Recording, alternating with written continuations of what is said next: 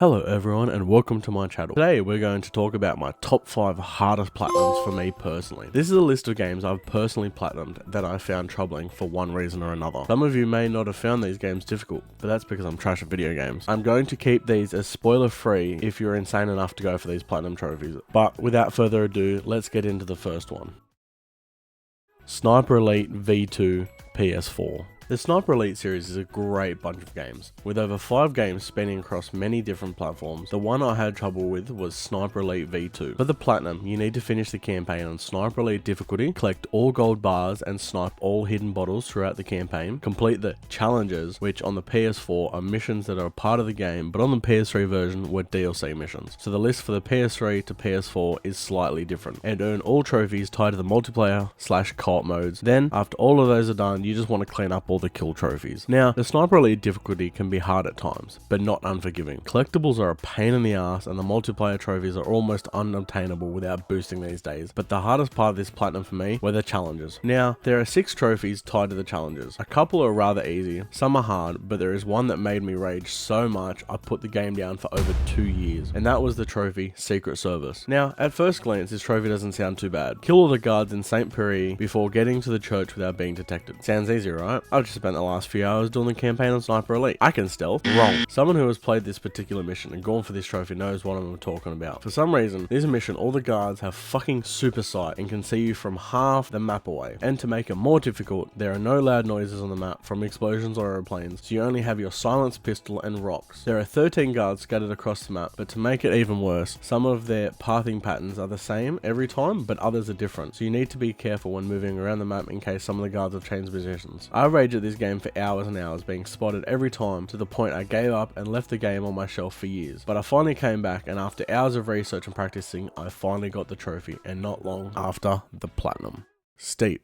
Steep is an open world snowboarding / skiing game with some added extras like paragliding and wingsuit gliding. The platinum is pretty straightforward. Get to level 25, unlock all drop zones, challenges and points of interest. These are just fancy words for collectibles. And fast travel points. You need to complete said challenges and mountain stories, which include getting gold medals of 115 challenges. This is by far the hardest part of the platinum. However, the saving grace is that there is 119 challenges in Steep. You don't have to finish every single one, so there is some leniency when it comes to the trophy. And to finish it off, you just need to do some missed trophy cleanup. Now, level 25 is just a grind. The collectibles are a pain, but a doable grind. Just stick some music on and grind away. But these gold medals, boy do they test you. Some of these gold medals are easy, but some are so infuriating you want to smash your controller. There isn't really any tips other than watch world record runs of other people and see what sort of pathing they take, and give yourself a few breaks in between when going for these gold medals. You'll need it. Sekiro.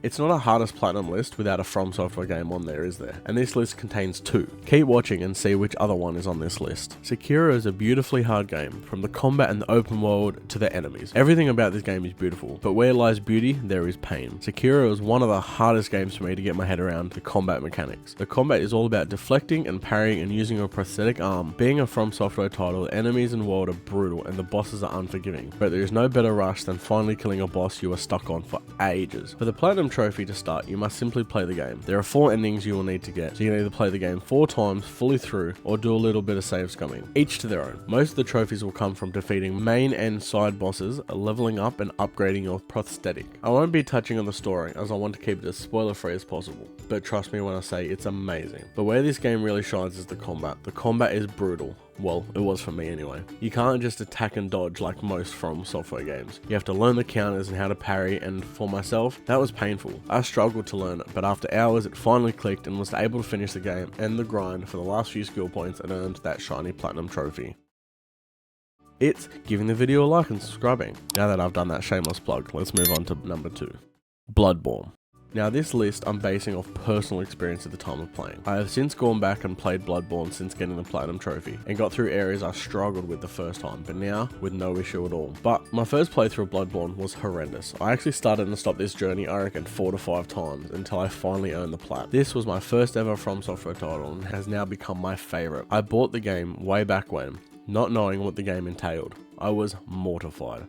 The game was way too hard and unforgiving. I couldn't get past the first area. I took the disc back and ended up trading it back in at EB, Aussie GameStop. It wasn't about a year later until I picked it up again, this time making it further and further until I hit another brick wall. This happened a couple more times before I finally sat down, learned boss move sets and got that platinum. The journey being the same as Sekiro, there are multiple endings for the platinum. Either finish it 3 times or save scum. Need to upgrade your weapons to max, acquire max rune and max blood gem, and go through the chalice dungeon. The hardest part I found about the platinum wasn't the main bosses or collecting upgrade materials, it was the bloody chalice dungeons. These are side dungeons you create and have to go through to collect materials to make other chalice dungeons until you get to the very end to fight the chalice end boss. She was a pain, but no spoilers here. You run through these dungeons fighting enemies and bosses, and the worst one would have to be the defiled chalice dungeon. This is the same as every other chalice, but your health is halved. You have to fight asshole bosses with half your health.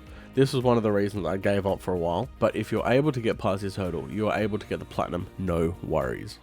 Prototype.